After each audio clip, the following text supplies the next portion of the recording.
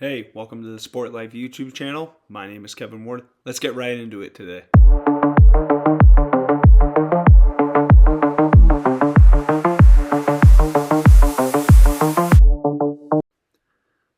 So in this video, we're going to be covering kind of QB development and stuff that I think that as we've seen throughout the years, there's players that develop well and succeed coming out of the draft, and there's players that don't.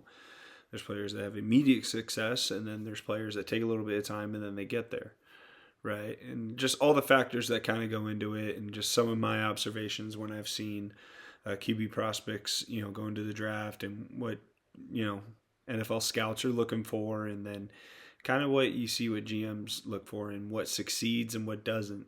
Um, the way I see it, right?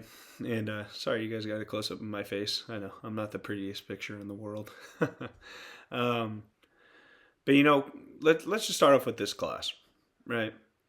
Like you got Fernando Mendoza. He comes from an incredible Indiana team that just won the national championship, and for the most part, I think we look at them as one of the more dominant college football teams over the past 15 years.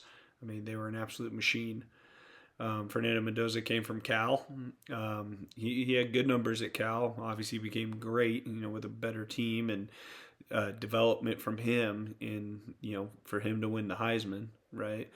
But he goes into the NFL draft, and I think that the consensus is that in other QB classes, I don't think he's going number one. Mechanically, he looks pretty sound. Puts the ball on time, has a good release, good composure. Seems like he can make all the throws, right? And he feels like he's going to be a solid NFL quarterback. What I see from him that really stands out is evolution, right? He's gotten better from when he got into college to now. He's not the greatest athlete in the world. He doesn't rely on it. He doesn't make that the main part of his game for why he succeeds. He does what's asked of him. Sometimes he's not the main focal point of the offense. Sometimes he just needs to operate the offense, and he does that at a very high level in college, as we just saw. But going into the NFL, like I feel good about it. I think he has the right mentality going in. You see some of the comments, especially like I hate missing practice. I hate missing all these team things for all these other media events. I think he's pretty authentic. Some people think he's a little quirky, but I think that adds to his authenticity and what makes him a real person and a real player. Um, as we go into this thing, it's going to be obvious, like what separates him from everyone else, right? Um, and as we go into this thing, right, you're gonna see what separates him and some of the other guys going forward. I know I just repeated myself. And when I'm saying the other guys, I'm talking about some of the other players that have come out in other drafts, right? Like we all get wowed by the guy who can make the crazy throw or who's big, fast, and strong, and all the crazy athletic things that we love to watch, right? And we associate that with the guys we see on TV: Lamar Jackson, Josh Allen, Mahomes, just all the athletic freaks of the game that can do freakish things that make it super entertaining to watch. But I seriously think what doesn't get valued enough when you evaluate some of these prospects and take them with really high picks is some of the other intangible things, right? When you look at some of the great quarterbacks of all time, and you can go down the list from Joe Montana, John Elway, Dan Marino, to Tom Brady, Peyton Manning, Drew Brees, Patrick Mahomes. You just go on the list. You go down the eras, right? I think the one thing that when you hear like players that are retired now and you hear them talk, like Tom Brady, or I'll just throw different sports out there, right? Like Kobe Bryant, and I know those are like the best of the best, and those are extreme circumstances. But the number one quality I see is obsession. Are you obsessed with your craft? right? And it's not just going to football every day and enjoying the sport, enjoying the work, but it's like the detail and the level of intensity in the work, right? How many film sessions you do, how obsessed are you with details that you see in game, how often are you really willing to sacrifice sleep to hone in, sharpen the skills in your game, whether it's physically, mentally, how aware are you when you're watching the game, how much are you preparing so then when you get into that moment that I've studied every coverage. I understand their defense as well as they do. I know what my move is going to be before the ball's even snapped because, I've put in the work to do it, and sharpen my skill. How quick is my release? How good is my footwork? Am I doing everything technically sound the way it should be, right? When I love this story. Reggie Bush, he was running back for the New Orleans Saints. And he told this story about you want to know what greatness is, and it's a video of Drew Brees, and it's so simple, but he's just he's doing a simulated handoff, but he's just doing it over and over and over and over and over again to perfect it. It's just a handoff. He's under center, snap, hand the ball off. But it matters that much to him to perfect his technique, even just that. It's so simple. Snap the ball, hand the ball off. But the level of detail and the level of critique that he's trying to hold himself to make sure that every step is efficient, make sure, whatever the mechanic is, it's done the right way to the finest detailed point. The finest detailed point, man. And he's right. That is greatness, and that's just an example, right? It's for him. It was hand the ball off, right? For Tom, you always heard the stories about Tom House and his mechanics and how sound and fundamental his mechanics are. Eyes downfield, eyes never go down. Eyes are always looking up, even when you're moving in the pocket. Head stays still, as you're moving and evading the rush, to make sure you get the guy on point. Hey, I need to make a low throw here to dodge the defender. Hey, I need to go back shoulder here. This one needs a little more zip. I gotta throw it, inside a tight window. Okay, this one I need a layer just over the linebacker. Whatever it is, right? Like the reps these guys put in, it's an obsession. It's insanity. Like a normal person doesn't do what they're doing at the level they're doing it and at the consistency and the rate in which they do it. That's why they're great. Right, I'm just going to use another example, right? Like Brock Purdy. Brock Purdy's a decent athlete. Like he can evade the rush. He doesn't have the strongest arm. He's not the biggest guy, right? The guy was the last pick in the draft. He was the last pick in the draft, right? Comes out and he's got minimal preseason work. Jimmy, sprains his ankle. He goes right into the Miami game, and the offense runs better than it did with Jeremy or Trey because he was ready. Sam Darnold, he said the one thing he took away from San Francisco is he was like, that Brock guy he is so relentless in his preparation for every game. Like he understands, concepts and, how the offense does and what defenses are throwing at him and how to best attack those defenses. Like his preparation and his study and his mental grind into the detailed work of how to be an effective NFL quarterback in Kyle Shanahan's offense was so impressive to him. Like it caught him off guard. And again, he had come from Sam Darnold, come from being the number 3 overall pick out of USC. Comes with a lot of hype, right? Goes to the Jets and he gets humbled by the NFL, right? And let's just be honest. It's not like Sam lacked the talent to be a great NFL quarterback. He's got an incredible arm. He's a really good athlete. He can run. He can evade the rush. He's got a pretty good release. Like he's got very good arm talent. Like he has all the physical traits you look for in a franchise quarterback. He does. And a lot of factors went into that, right? He comes in the NFL, not a great team, right? He's young. He's in New York. That's a lot. Let's put it this way. That's why you haven't seen the Jets in the playoffs since Mark Sanchez with that incredible defense. It wasn't Mark leading that team. The defense was awesome. And you saw the same thing happen to Zach Wilson. You had 2 young guys that were thrown into crazy situations and with a lot of expectation. and they didn't have the greatest infrastructure around them for them to grow, develop, and succeed. Zach Wilson's talented. He's a really good athlete, right?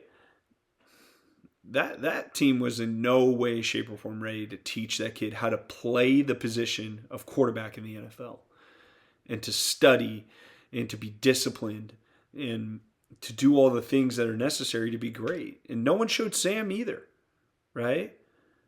It didn't take Sam for 4 or 5 years until he gets to Kyle and he learns under Brock and Kyle how to truly be a professional quarterback. And then obviously he goes to Minnesota, and then he learns from Kevin O'Connell. Again, another guy who's really good at developing and preparing quarterbacks. And then he saw the talent on full display. We love to hang on to this memory of him seeing ghosts and whatever. But when he finally got into an infrastructure and a team that can truly teach and coach the quarterback, you see what happens. He's pretty good. Sam Darnold's a pretty good quarterback. He won the Super Bowl. Year before that, he threw 30 touchdowns. Sorry, everyone needs to shut up and stop saying Sam's not a really good NFL quarterback. He is. I don't give a damn if he has a great defense. I don't care if he had Justin Jefferson throw the ball to. Look at J.J. McCarthy. He couldn't throw the ball to Justin Jefferson. Jefferson had a bad year by his standards. Sam's a good quarterback. But again, it goes back to what I'm saying, right? Like it's not, you can't just have physical ability and talent. It's not enough. It's never just been enough in the NFL. All right. Now, granted, you see glimpses of it, where guys flash, but it doesn't sustain itself. As an NFL player, it doesn't sustain a long career, right? You look at the history of the league, right? It's littered with guys that you just did not think were going to be high-end NFL quarterbacks. You didn't. Tom Brady's, we call him the GOAT. Guy's a 6th-round draft pick. He ain't physically gifted. He's tall. He's got a good arm. He developed it. He's got a hell of a release. And his intellectual awareness and understanding the game of football and his preparation is his true superpower. He says it many a time, and it showed. And I think that's why you see those guys in pressure moments have incredible composure. I believe if anybody studies hard enough for a test, that they're not going to be nervous when the test comes. They're going to know the answers. Anything you want to do, right? Whether it's a batter going against a pitcher and he read the scouting report and he saw the last 10 guys he faced. Okay, I think he's going to feel confident. Might fail. I'm not saying he won't win every time, but he's going to be prepared and he won't be rattled by the moment, right?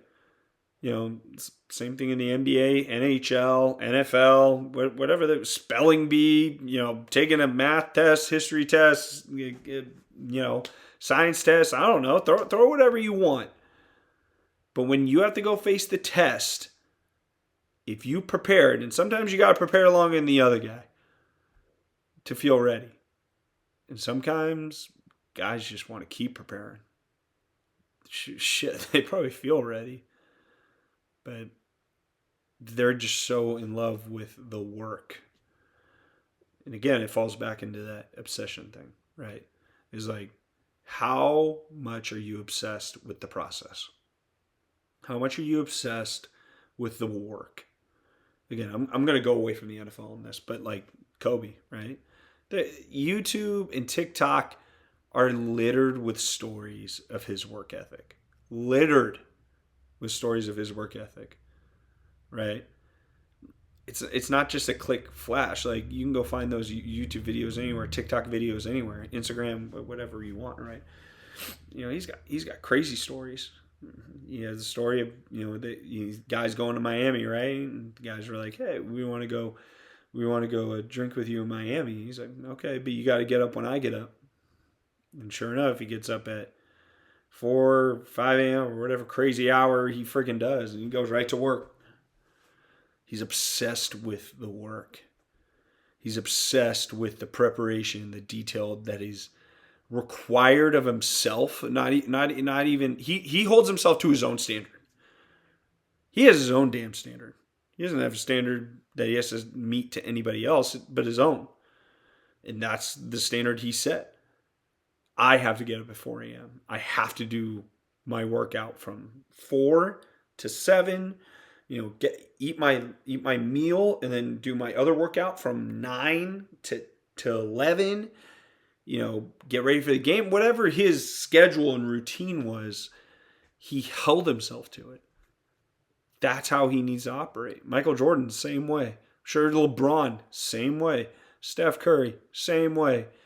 Again, Tom Brady, same way. Drew Brees, same way. Peyton Manning, again, throw out any athlete you want that you think is successful. Their drive and the amount of work they put in without the screen time is legendary, and that's why they're legendary. Michael Jordan, yeah, incredible athlete. Kobe Bryant's a great athlete. There's plenty of other great athletes in the NBA. You're crazy to think there isn't, right? Shoot. Even this guy. Sorry. Actually, no, I'll do both of them. Larry and Derek Jeter right here, right? Larry's not the greatest athlete in the world. But all you hear is, his teammates are like, yeah, he's running around this barn house right now of a gym. He's just running. He's going. Getting ready for the game. It's crazy that Derek, lived in New York for as long as he did. And yet, never really heard off the field stuff. But you just heard how much of a winner he was. And again, probably goes to how much time he spent. How much he sacrificed of himself to make himself great. How much Kobe sacrificed of his time. Sometimes he had to make a choice. He's like, I'm either going to sacrifice time with my family, sacrifice social time, or I'm going to sacrifice sleep. I'm sure he sacrificed sleep quite a lot, right? Reggie Miller talks about it in the Last Dance documentary. He's like, dude, Jordan's filming Space Jam all day, and then he's coming out playing 5 hours of hoops with some of the best players in the world. Dude's a vampire. He's sick. Again, it's a Hall of Fame player in awe of the greatest player of all time. Because of his work ethic. That's what he's talking about. He's talking about his work ethic. He's not talking about the talent. He's not talking about him jumping through the gym. He's not whatever. He's talking about the work ethic.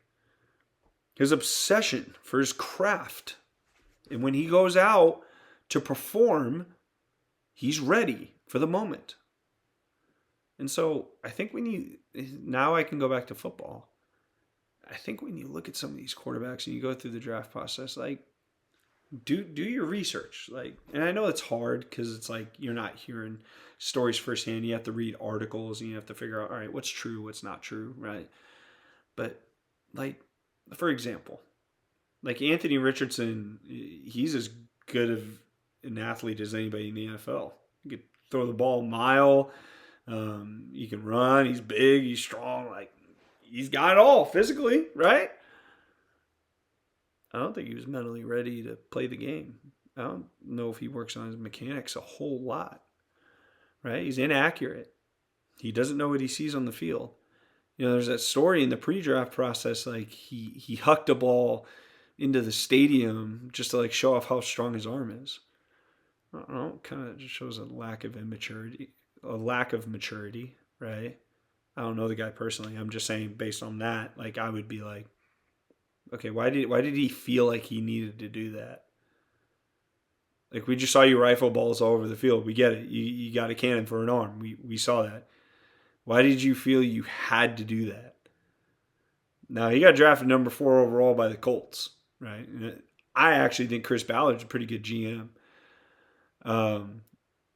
But I would have questioned, is that the right guy I want to lead my franchise? To be the future quarterback of the Indianapolis Colts, right? I would have questioned that. Again, all the physical abilities there, the talent's there, everything's there that you love to see aesthetically. Is his obsession for his work there? And I'm not just talking about getting big and lifting in the gym and getting even bigger, faster, stronger, but studying the tape, you know, being humble enough to say, okay, my footwork's not good enough. I don't like where my arm angle is. I don't think it's the right way. Or I need to fix this. You know, am I truly, sound in my lower half, in my base, in my stance? Like, I don't know if he works on that. I don't know. But his product on the field shows me he's not an NFL quarterback. Really good athlete, not an NFL quarterback. I'll use another example. Niners Trey Lance, right? Guy's a really good athlete. Mechanics are a little funky, right? He sat a whole year behind Jimmy. Didn't look like he learned a whole lot yet. And, he didn't have that many reps in college, came from North Dakota State. But he didn't look ready. But from a physical ability perspective, he had everything you could have wanted. And I think that's probably what enamored Kyle with him, is like, okay, I got a guy, Jimmy, who operates my offense okay, but not to the level I need it to be. Let me see how this works with Trey. And again, all the reports were Mac or Trey. What are they going to do? Right? And Niners fans all over were like, don't want Mac. I don't know. Mac looked pretty good this year with the Niners. I think Kyle was right. If that's true, that he wanted Mac over Trey. Kyle was right. Mac looked solid, and he didn't have a great supporting cast around him either. He delivered. Played really well. Played in the structure of the offense. Teammates love him, right? And you look at his backstory, right? Like, he sat for years and years at Alabama behind great quarterbacks that played for that college, right? He waited his turn. He got the reps. He did a lot of studying. He was prepared. His mechanics are pretty good. Ball placement's pretty good. Doesn't have the greatest arm, but his timing on his throws is pretty excellent. I've seen him hit a lot of deep balls for a guy who doesn't have a super strong arm. I don't know. I think Mac Jones is a pretty good NFL quarterback, and whoever gets him from the Niners, whether it's trade or he leaves via free agency, I think Mac's gonna be pretty good. Again, I think we forget, like, as a rookie, he led the Patriots to the playoffs, right? That was pretty impressive. I know towards the end it kind of teetered off, right? But I don't know. If I was an NFL franchise, I would consider seeing if I could take a cheap flyer on Mac Jones. Because you look at Seattle, they're not paying Sam a whole lot, right? That means you can allocate your resources to the rest of your team and make a stronger football team. If I was an NFL franchise, I would think the same way with potentially Mac Jones, especially next year if he goes into free agency. I can sign him. If I think he's the guy, I can build this thing around him, right? Use my money elsewhere, right? I don't know. So, again, like, you just go through the history books. Like, are scouts really valuing the right thing when they look at an NFL quarterback? Are they? And do they have the patience? And I get it. The NFL is so demanding of right now. Got to win right now. They don't have time. That's why you see coaches get fired in 2 years. It's so hard to build a structure of a team in 2 years. Shoot, Kyle with the Niners, it took him to year 3 to take a team to the playoffs, and they went to the Super Bowl, but, took him a little bit. You got to give them time. You got to have patience if you want this thing to work. Otherwise, you just recycle, right? Dan Campbell didn't make playoffs to year 3, right? I mean, year 1, they were awful. He starts building this thing. I think they missed the playoffs by 1 game. They still played hard against the Packers, which I thought was super impressive. You knew the identity of that team right away. They knew they were in the playoffs, and they didn't give a damn. They're still giving everything they got to beat the Packers. Make sure they don't get in, right? You got to have a little patience. So, again, that extends down to the quarterback. Again, immaturity stories coming out about Zach Wilson when he was drafted by the Jets. All the physical talent in the world. Don't know if he was a great student of the game. Don't know if he cared more about life outside of football than life with football. Johnny Manziel, same thing. Again, I'm not insulting them as people. I'm saying, like, when you look at them as players and as professionals, it showed. Again, Johnny Manziel, very talented, very physically gifted player. No, you hear crazy stories, and I don't want to get into it, but it's like this guy would just go out and play after drinking, and he'd be hungover as hell, and he'd go out and play, and he'd be incredible. In the SEC for Texas A&M, it was unbelievable. But again, like Zach Wilson, like he made this crazy throw in his pro day. He was like drifting left. He threw off his back foot. It looked Rodgers-esque. It was incredible. There's no rush. There's no coverage. There's no 70,000 people yelling at you. You just get to showcase physical ability and talent that was God-given. Right? Not everyone can do what he does. So everyone's like, shit, he's going to be a top 5 pick. He went number 2. And again, there are some unicorns. And this is what truly makes them unicorns.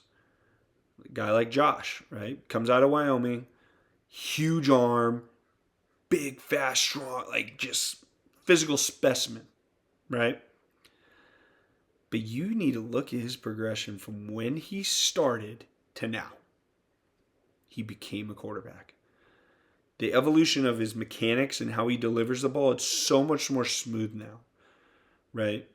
But it took time and it took reps and it took, again, obsession for him to get better.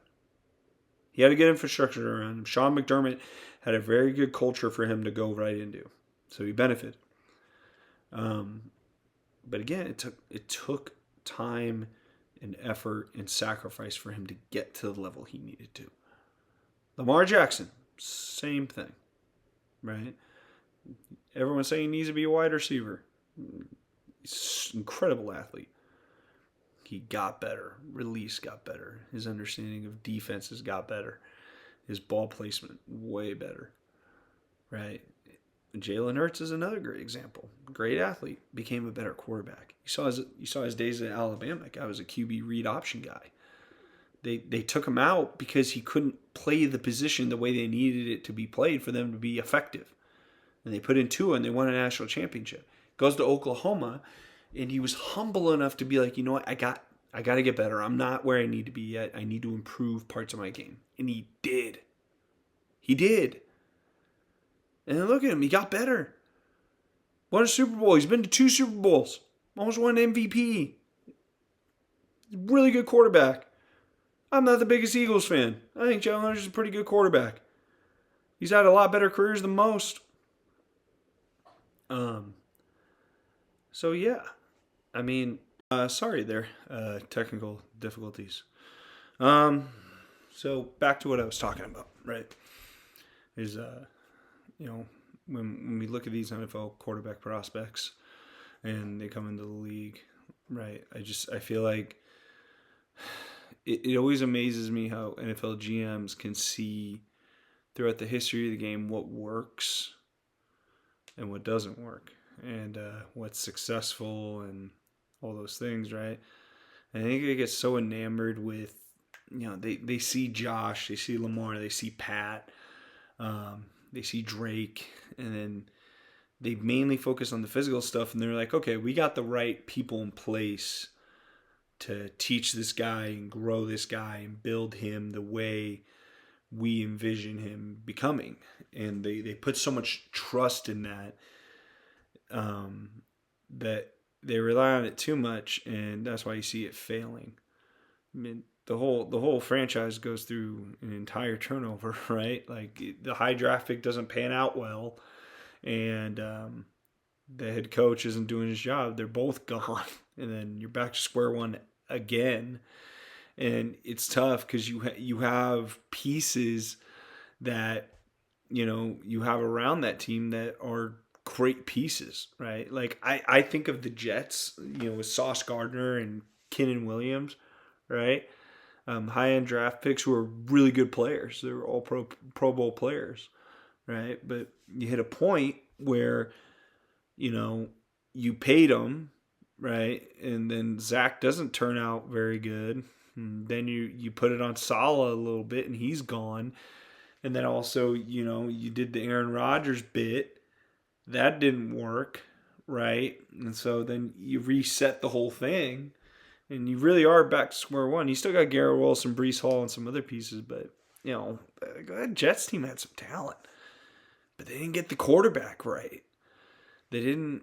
It's the most important position in football, right?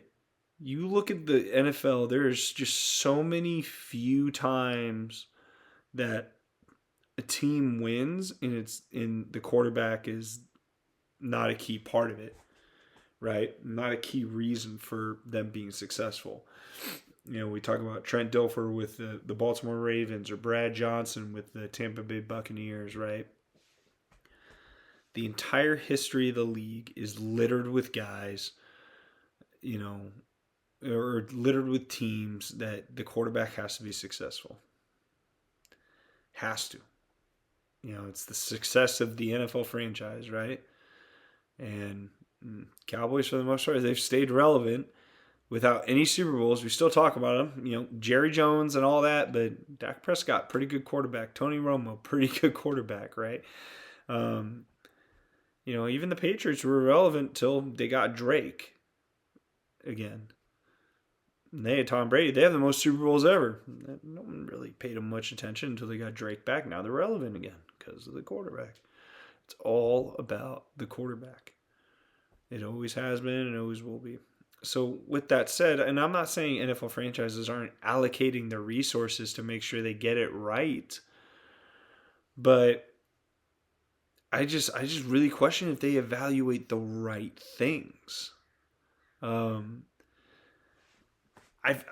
contradicting my opinion here, but Ty Simpson I think is going to be really interesting. His backstory is, you know, he waited, you know, mechanically he looks pretty good. It looks like he understands how to play the position at a pretty decent level. You know, his dad was, you know, I think he was a high school football coach, you know, like his whole life's been football, right? So he's understood the game at a very young age. Now he gets to sit behind Matt Stafford and learn from Sean McVay in that system. Guy might end up being pretty good, right?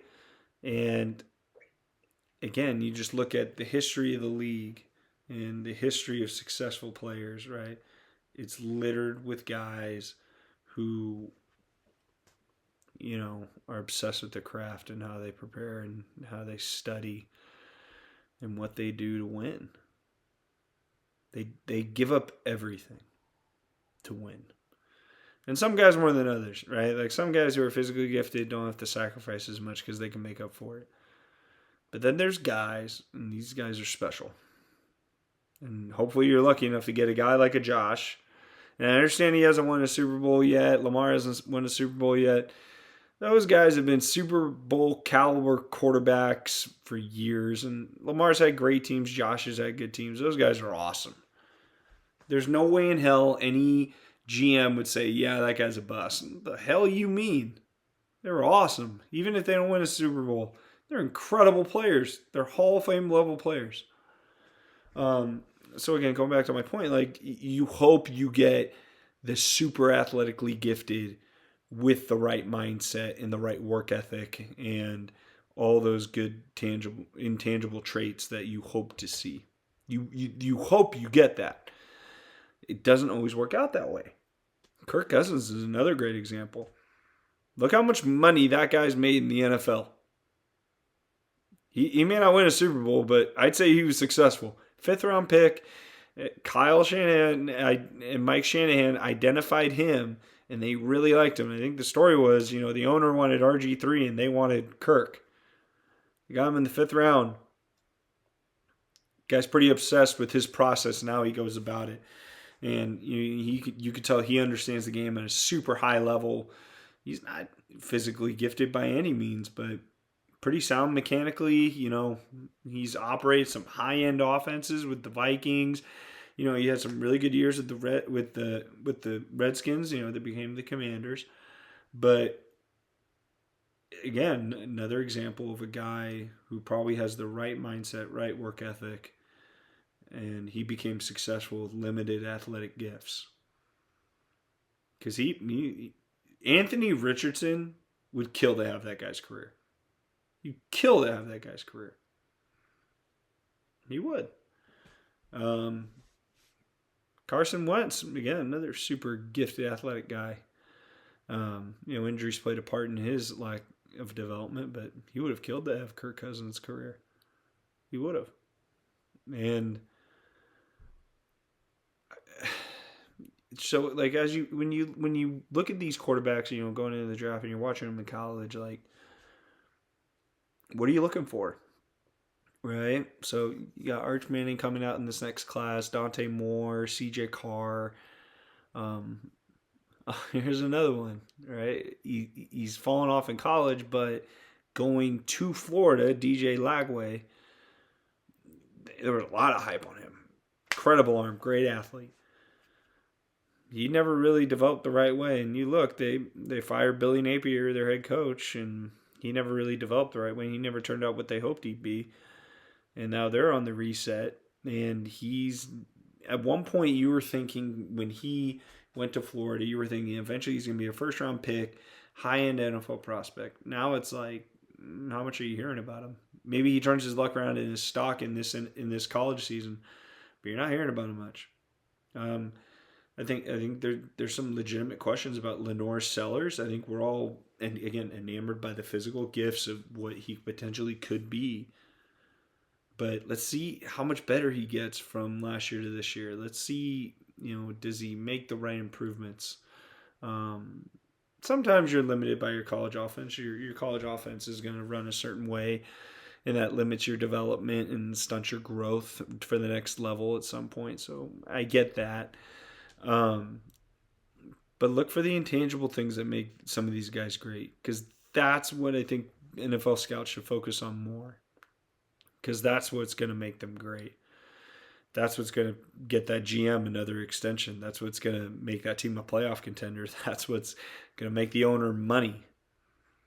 It's all business. It's all business. So you're hoping that the guy you're investing a high-end draft pick and millions of dollars in is treating it business-like as usual too. You better make sure, or it's your job. And, it's like you look at Kyle and you look at the Niners, right? Like, if Trey doesn't work out, I'm not saying Kyle's gone, but if Trey doesn't work out and they didn't draft Brock, where are we at? Right? Where are we at with that? As much as we want to critique Brock and he's got superstar players everywhere, that guy's been to an NFC Championship, a Super Bowl, and he just had another 12-win season. Damn, I think they got it. I don't know. I think the guy's pretty good. Sorry.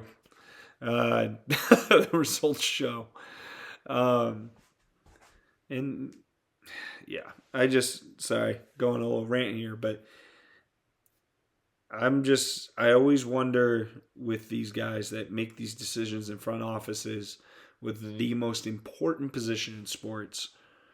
I wonder, like, how much of their homework they do on these guys from a cerebral standpoint, the homework they do on their maturity and, how they handle themselves off the field and all that stuff.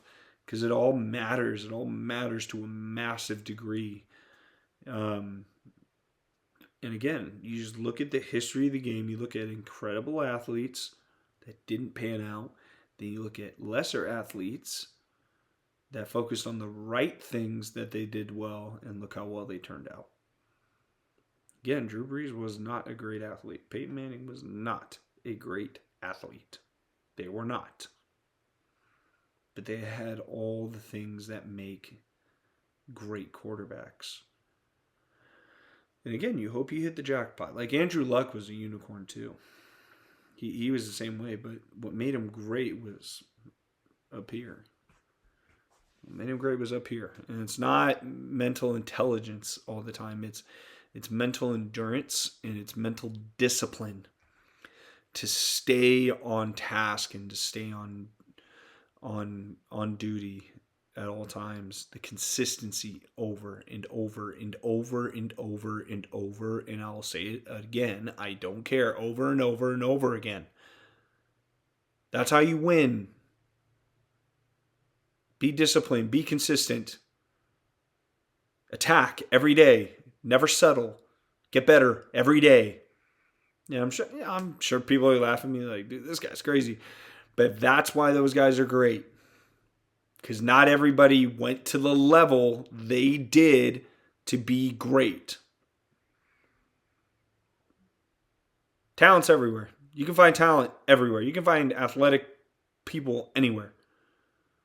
Can you find disciplined students who do all the right things and all the boring things every day? Those are winners. Those are the guys who win Super Bowls.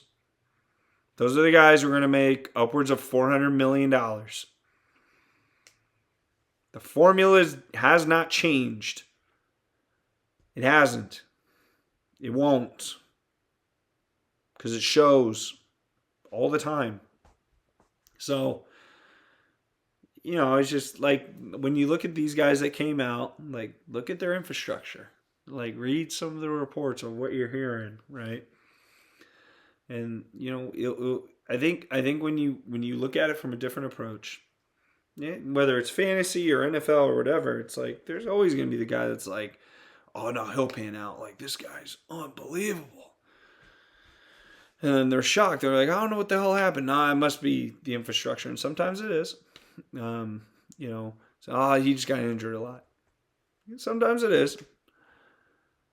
More often than not, it's how that person is wired. The maturity, the level of maturity that is required for that guy to be successful. The level of sacrifice and dedication that he's willing to put forward to be great. There's a ton of sacrifice. Not everyone's willing to do it, and I don't blame them. Sometimes people want to spend more time with their family. Sometimes they want to spend more time with their friends. We're human, but there's people that are willing to sacrifice everything to perfect their craft in this sport, in any sport. Kobe, Brady, Rafael Nadal, Lionel Messi, Derek Jeter, Shohei Ohtani, Michael Jordan, Steph. Look at any athlete. I don't care what sport it is. In every single sport, there are great athletes who don't pan out, and then there's guys that you just didn't think had a chance, and yet they become great. Not good, they become great.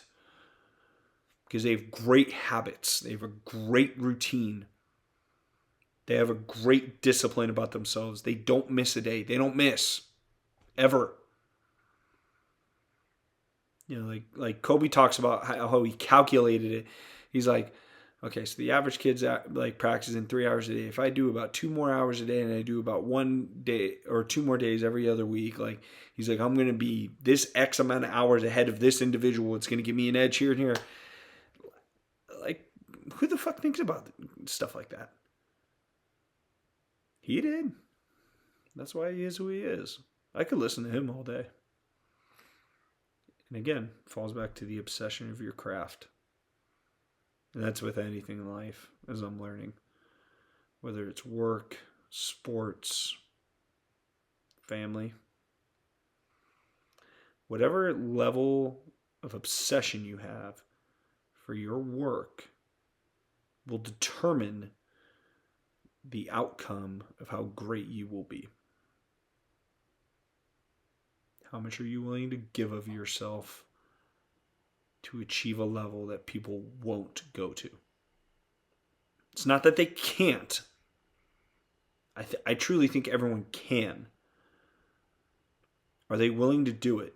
And some people got to do it more than the others. Sorry. How much are you willing to sacrifice to get to wherever the hell you want to get to? How much?